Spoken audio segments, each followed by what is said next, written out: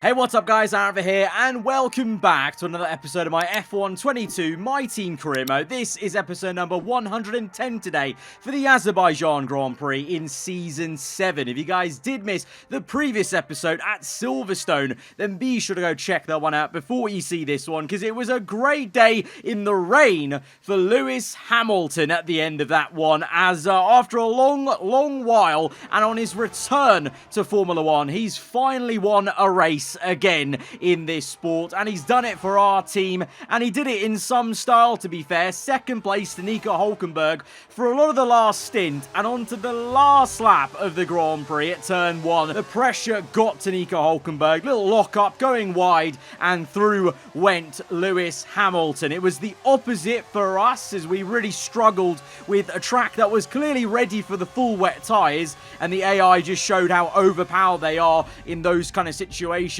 On the intermediate stills, we dropped down to 8th place. But that wasn't actually the biggest story of the day. The biggest story, if you'd missed that episode, was the biggest teleport glitch I've ever seen, as Lando Norris's AI was about to drive towards a wall of the Silverstone wing and got teleported from within the pit lane confines to the last corner. So yeah, 110 episodes in, and this game is still breaking in brand new ways. Fantastic. But despite that massive glitch, Lando Norris actually still managed to get a podium, just showing how ever consistent he has been this season, and actually has quite a commanding lead relative to, leads you have in these career modes versus the rest of us, and leads the way going into Baku ahead of Mick Schumacher in second place, Vettel Rennsport, and myself in third. It's pretty darn tight after Mick Schumacher in the standings, but Norris showing really how much consistency pays off when you've got a grid of getting near to maxed out cars,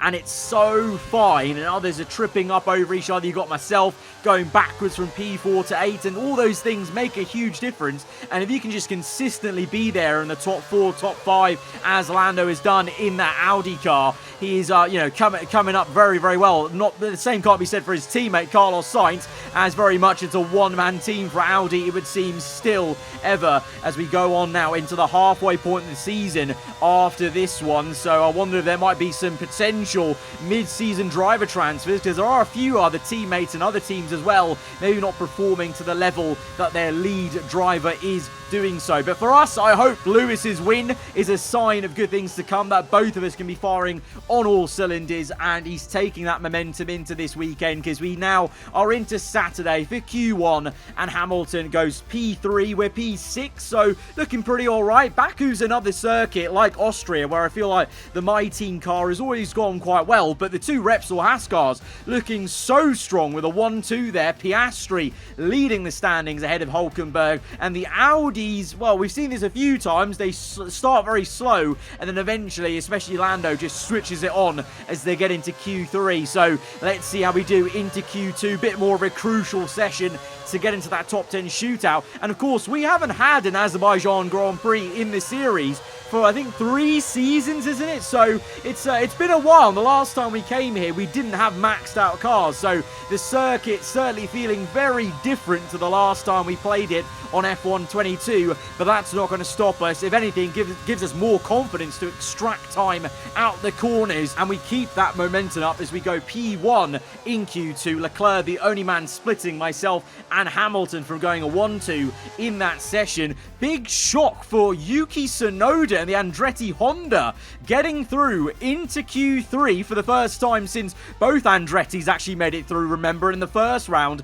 down under at Melbourne. Obviously, usual suspects of just one Audi in there. Only one Vettel Rennsport car, though, because Mick Schumacher is knocked out best of the rest in P11, and it really has been the case, I alluded to this last episode, that maybe ever since Drugovich winning the Austrian Grand Prix, are we seeing a dynamic change at Vettel Rennsport. So far, Schumacher has been the lead man. He's been the one consistently getting points, and that's why he's been the closest man to Lando Norris for most of this season so far. But it seems now that Drugovich is getting one over him, and, as things get tight, you're going to have upsets like this where Schumacher is knocked out, and it also helps, well, doesn't help for him, helps the two Haas cars that both Piastri and Hülkenberg are on pace. They're through into there, and Albon sneaks his Mercedes in there as well. So, few different people will be a bit frustrated after that second bar to qualifying, but now we're through into the top 10 shootout. Both myself and Hamilton looking pretty quick, so I think both of us should be aiming for the top spots, at least minimum the second row,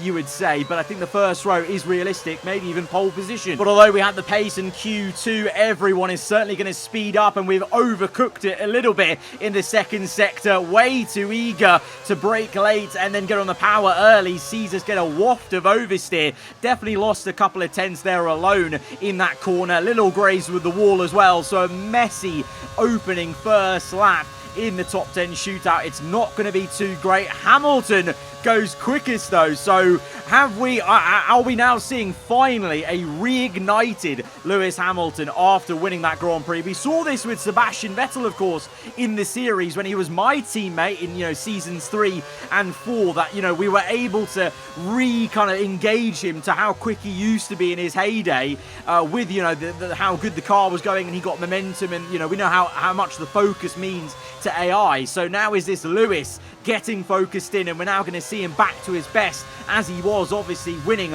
the championship in season 2. Well, for us, the second lap's been so much better. 1.7 seconds gained, nearly. That's how scruffy that first lap was, but that is only going to be good enough for P5, because like I alluded to, others will get quicker as the track gets quicker and quicker, but it's not Hamilton on pole. Felipe Drugovich pulls out all the stops to put Mick Schumacher even more to shame with that Q2 knockout, because the Brazilian is on pole position for tomorrow's race. Hamilton, though, on the second row, again showing, I think, maybe that pace is finally back for the 8-time world champion. Leclerc shares the second row with Albon, who's done insane. I don't know where on earth that pace has come from Albono in the Mercedes, but to out-qualify me is an impressive feat for the Mercedes car. Lando Norris, the championship leader, not such a great session, down in P8. I don't know what happened to him, Tsunoda and Magnussen, because clearly those lap times are not representative. So maybe they got traffic, or they only had one run and it was a pretty poor run, but either way, all three of them will want to do better in the race, especially our championship leader. But let's go. It's been a while since we've raced at Baku, and from memory, we know how mental this Grand Prix can be. Now with maxed out cars, it might be even more. Let's go to the grid. A warm welcome to you all at home for today's Azerbaijan Grand Prix, a race that in its short history has already proven no stranger to drama, and where a fourth row start is just about as likely to give you a podium as pole position, with Lance Stroll and Sergio Perez finishing third from there in 2017 and 2018 respectively. With 20 turns and a length of 3.7 miles, Baku City Circuit in the heart of the Azerbaijan capital is a real test of a driver's endurance, patience and precision. 90-degree corners through Sector 1 lead into a tightening uphill sprint as we start to circle around the old city. Then a 1.4-mile chase flat out through Sector 3 towards the finish line. Let's run you through the driver grid order for today's exciting race. Felipe Drugovich lines up on pole position, and Lewis Hamilton completes the front row. As we continue through the rest of the grid today, we have Leclerc, Albon, the owner driver, and Oscar Piastri, Hülkenberg, Norris, Tsunoda, and Kevin Magnussen, Mick Schumacher, Liam Lawson, George Russell, and Sainz, Ricciardo, Verstappen, Logan Sargent, and Fernando Alonso, Perez, Gasly, Schwartzman, and Théo Pourchaire. Which of these talented drivers will come out on top today? A warm welcome to Anthony Davidson, who's beside me in the commentary box today. We should talk about Williams. What do you make of their performance so far this season? Well, the atmosphere within that team seems very positive at the moment. Everyone seems like they're in great spirits and having a lot of fun doing what they do, and that's definitely contributed to the performances we've seen. So no surprises in terms of any grid penalties for anyone in the top 10. So we line up as we were on Saturday. Drugovich on pole position, Hamilton alongside him on the front row. We're in P5 alongside Piastri. Strategy is going to be pretty straightforward here at Baku.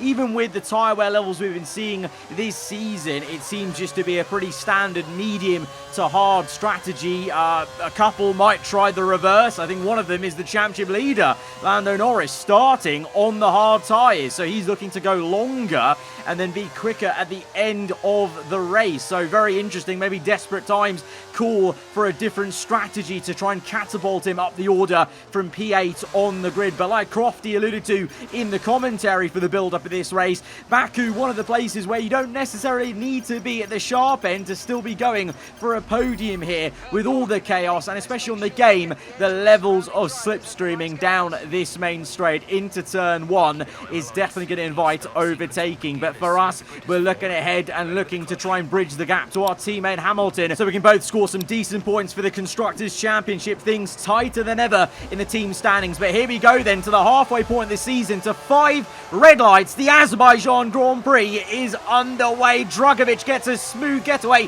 Albon tries to cut across us, takes the inside line, tries to go for the overtake on Leclerc even into turn 1. It means we have to sit back behind and just wait for an opportunity to maybe occur as we stay in P5. Albon trying his hardest to get up into P3. We have a bit of an issue on traction, and Piastri in the Haas is on the left-hand side, maybe looking for an opening, which he sees and goes for it. Locks up contact with Albon as he tries to make the double overtake work. I think the Haas may have some damage following that bit of contact there. So it's Drugovich from Hamilton, Leclerc, Albon, Piastri, myself for how much longer as we go on to the end of lap 1, and Piastri very slow in sector 3, and I think that's because of end plate damage, and he's on the left hand side and he's going to peel in to the pits early on. Disaster for one of the Repsol Haas cars, and it's Hulkenberg who now once again is the leader for the Haas team in this race. He's had back-to-back podiums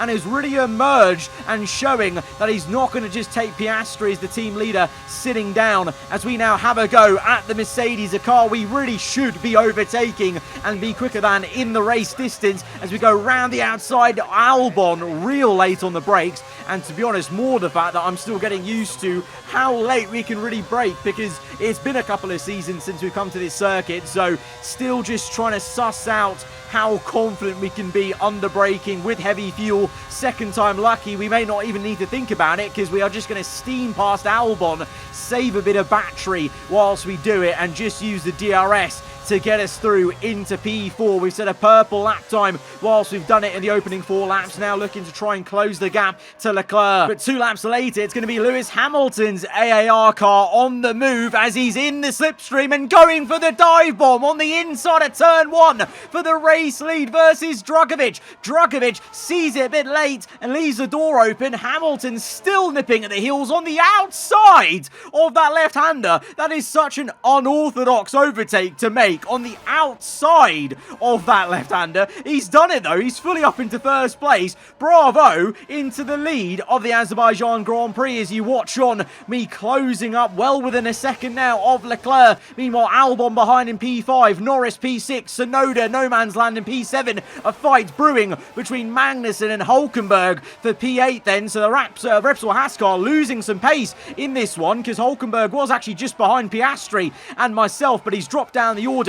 Magnussen speeding up and getting up to 8th place, and obviously clearly Lando Norris on the hard tyre making good progress, to be honest, the only hard tyre runner in the top 10, and he's made a couple of overtakes to get up into P6, so showing that Audi once again just has some just very genuine consistent race pace. But you know, big shout outs to the likes of Tsunoda doing so well in the Andretti Honda up in P7, and the same can't be said for the likes of Schumacher and Sainz down in P10 and 11, struggling to match the pace of their teammates as Drugovich continues to try and stick with Hamilton for the P1 fight. But Lewis already breaking away a little bit, not out of DRS completely, but he's 7/10 ahead, which is pretty darn decent over 1 lap. So is this going to be a similar stint to the one we saw at Silverstone at the start, where Hamilton looks to control the lead and keep anyone at bay coming towards him? Meanwhile, Leclerc will be trying to do the same versus me. We're going through on the inside, inches away from the wall, and and Leclerc trying to get up into P3 with DRS aided,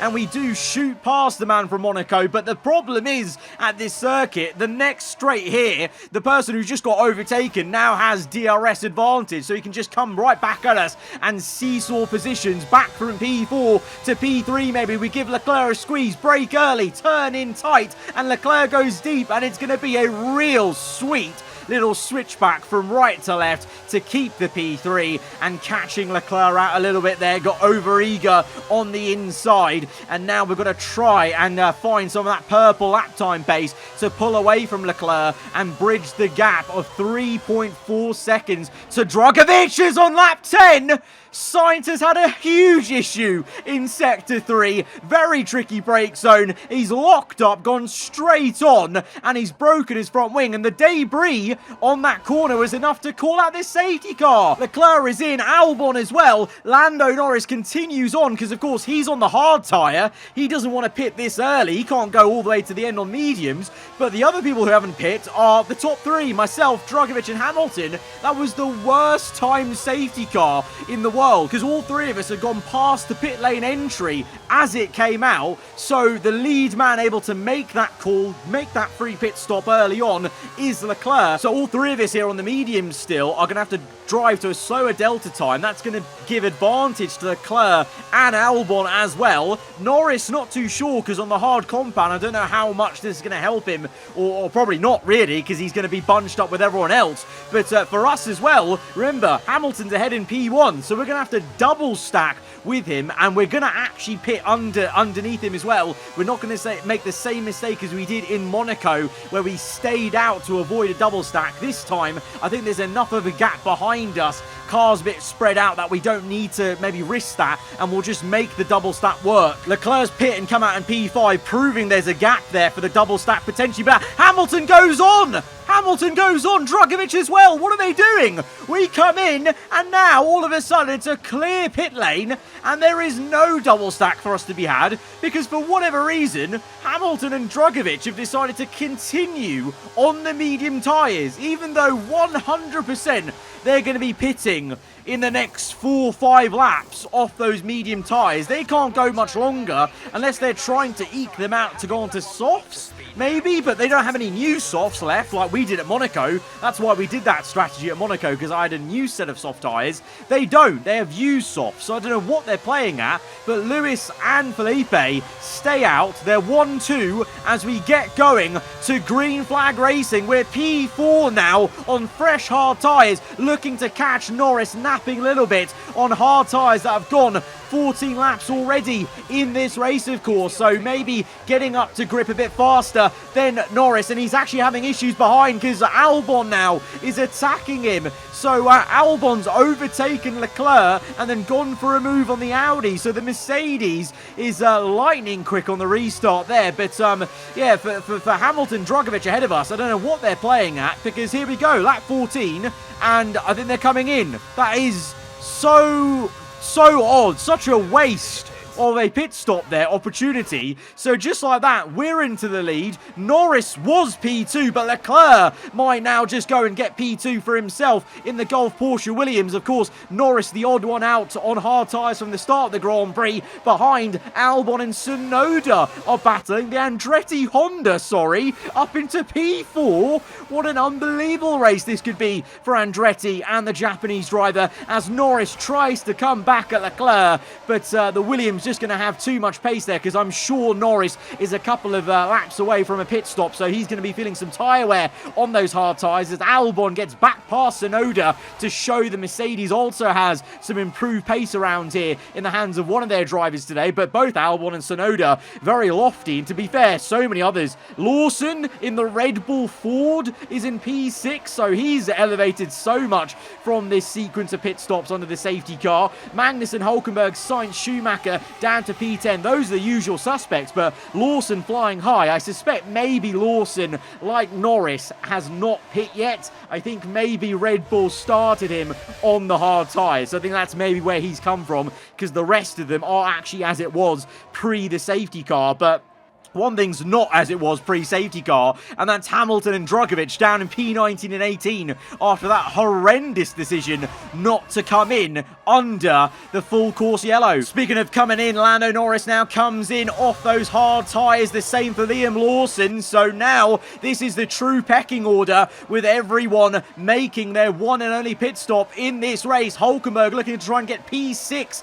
away from the other Audi of Carlos Sainz, who all of a sudden actually is the lead Audi way out ahead in P6 as Lando's down to P17. So starting on the hard compound is backfired for the championship leader, and he's in a worse position than the two numbnuts that didn't pit off the medium tyres under the safety car. So that safety car really has messed up a lot of people's strategies, but for us it's worked out a treat. We lead the way ahead of Leclerc, but the thing is that Williams actually looks a lot better than me on the hard compound tyre. Look at the amount of understeer and lack of grip I've got turning into the castle section. Leclerc's taken about 5/10 out of me in the castle section alone. That Williams seems to be lighting up its hard tyres, especially... Oh, God! There's a huge problem in the castle section. Logan Sargent, the rookie in Formula 1, has crashed into the wall and caused an almighty pile-up, and there's a caterpillar-like train of ghosted cars, and the championship leader has not ghosted through and has hit a solid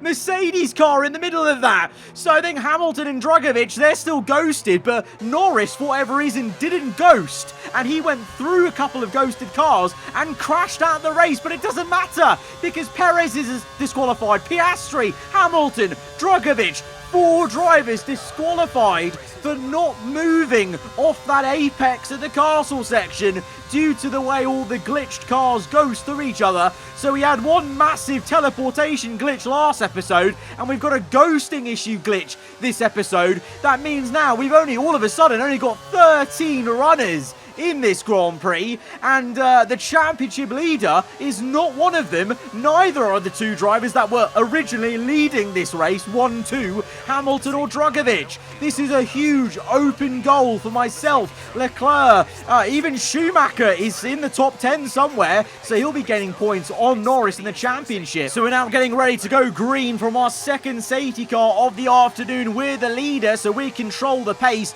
and I'm pretty keen to get going because I know how quick that Williams looked on these hard tyres. For whatever reason, that Williams is lighting up these hards so much quicker. You know, the way he pulled away from Albon and Tsunoda and the way he was closing up on me. But this safety car is so slow that I have to slow up again and re-engage my speed as I wanted to get underway and just go full blitz, but the safety car was still coming in. So instead we slow down the pace again, wait for the checkered little line to go on to the next lap, and now we bolt it because that's the first line from when you can make an overtake. And Leclerc has been caught napping a little bit. We stay ahead of him. I say napping, he's still very much there underneath 4/10 of a second and might have a good run. And like I said, that Williams quick in a straight line, we saw that at Silverstone, and it's looking pretty darn quick here. No DRS needed. Leclerc pulls out alongside us. We go to the outside, trying to go round the outside to be on the inside for the next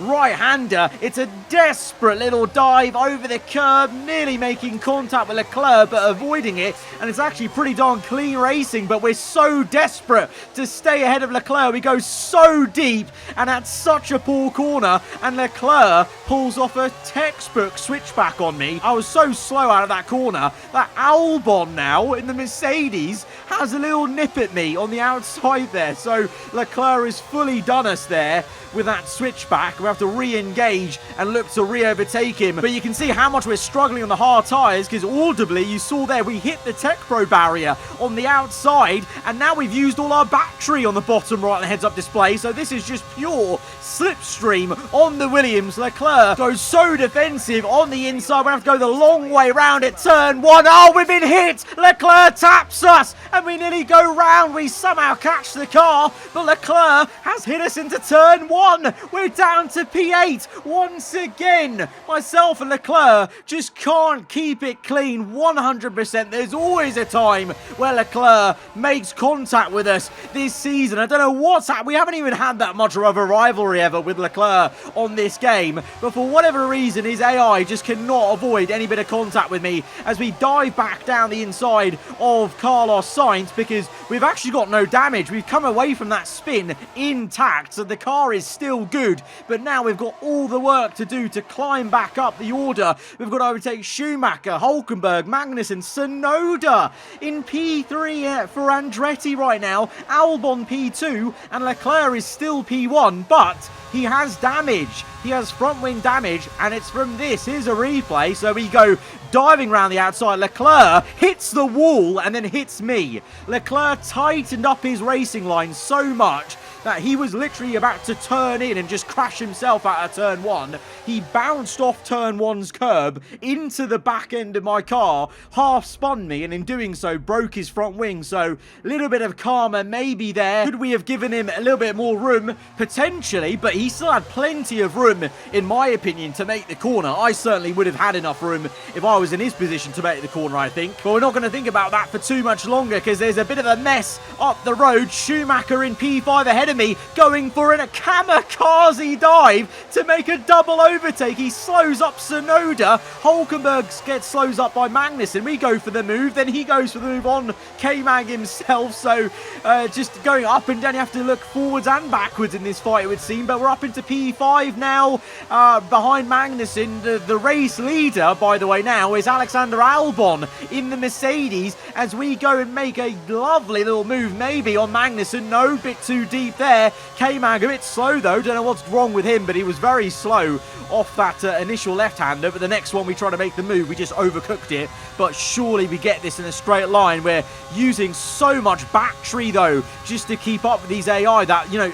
consistently I'm running out of battery to deploy as we go to the start-finish line for a new lap. As with DRS, Hülkenberg looks to overtake me whilst he overtakes Magnussen. We've managed to thread the car through in the middle to keep P4. It'll be Magnussen in P5, Hülkenberg P6, but up the road, it's Alexander Albon that leads the way, because Leclerc had to pit for that damage. So the tie-Brit driver in his new team at Mercedes leads this race. Tsunoda is in second place in the Andretti Honda, and Schumacher has made an almighty comeback. I'm still thinking about that double dive bomb he made in Sector 1. He's up into a podium position right now. It's looking very good for the top 3. All 3 of them had to make some sort of effort or comeback, or, you know, it's been a great story for all 3 of them. But yellow flags, there's a car going slow. It's our race leader, Albon, from the lead of the race. His race goes up in smokes as the Mercedes has an engine failure,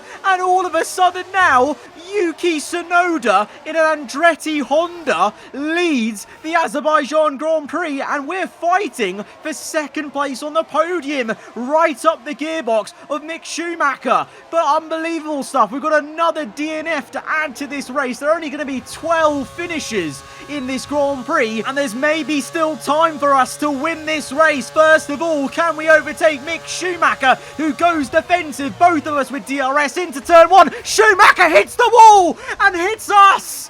What is going on at turn 1 with these AI? It's a disaster. Schumacher springboards off the first wall and smashes into our car and breaks our whole front wing, not even part of it, our whole front wing, and sent us off into Narnia at the escape route. What went on there? Schumacher, it's a huge wallop into turn 1, and he's rebounded so ferociously that he's bounced into my car, taken out my whole front wing, and pushed my car off circuit. Look at this. From the onboard of Tsunoda, that's a ridiculous bounce off turn 1.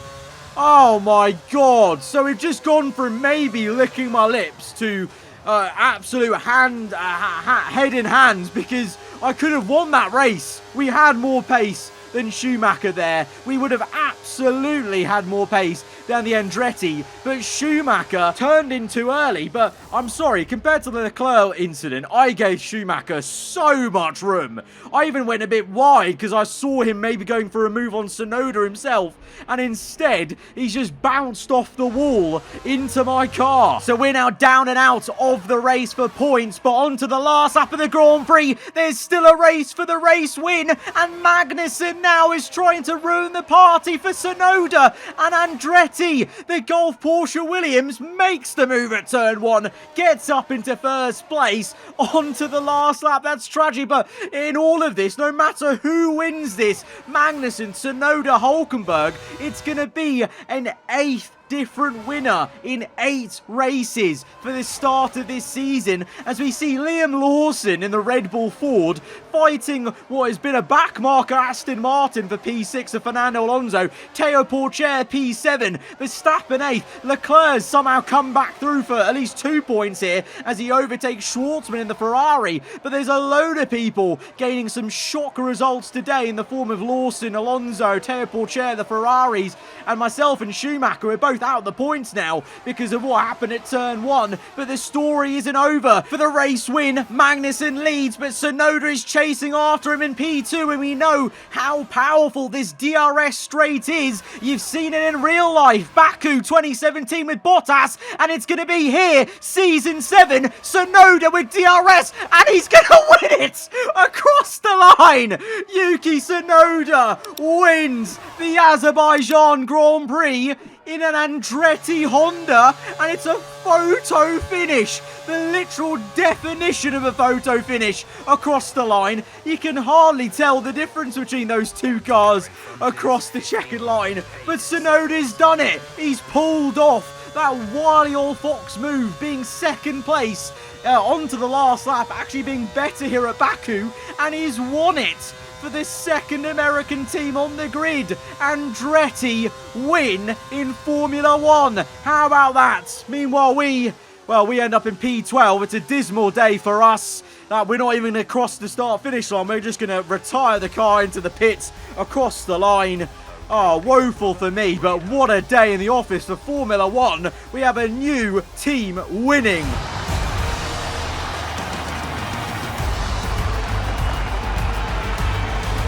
Well, Anthony Davidson, a resounding victory today, but what set them apart from the rest? Well, staying out of trouble was probably the most important factor here. In the race where half the field weren't classified at the checkered flag, with their pace and a decent strategy as well, I don't think the race was ever really in doubt. Seeing them take home the victory today is a huge positive for the future of the sport. It's well done, Baku, indeed, this time round. What a return to this city, to this Grand Prix in the series in Season 7. Tsunoda wins the Azerbaijan Grand Prix for Andretti Honda, ahead of Magnussen and Hulkenberg on the podium. Either way, it would have been 8 different winners in the first 8 races, with any of those guys winning this race. But what a story that is for the second American team we've got on this grid. Andretti, take a bow. What an ending, and what a mental Azerbaijan Grand Prix, with P13 to P22 either DNF'd or disqualified out this race. We've got the backmarkers scoring points of Ferrari, McLaren, Aston Martin. I mean, that in itself is a weird sentence to say, but they are, all 3 of them, backmarkers this season, and they've all scored points today in that mental one. And after all of that, it really seems like Lando Norris is inevitable in this season, because after all that chaos, Lando still leads with quite a comfy gap in the Drivers' Championship. One of us has to try and stop him and outscore him, otherwise he's gonna be running away with it, actually, out of nowhere really in this season. But in the Constructors, after a double no points finish from myself and Lewis, we're back to P5 in the Constructors. We're back down the order. Williams climb up to P3, but there's only 24 points covering the top 5 Constructors teams. For a Constructors Championship, that is mental, going into the halfway point of the season. Guys, if you have enjoyed that one, hit the like button. Let me know what you thought in the comments below. If you're around here, then do get subscribed for weekly Formula 1 content, and I'll see you guys next time. Goodbye.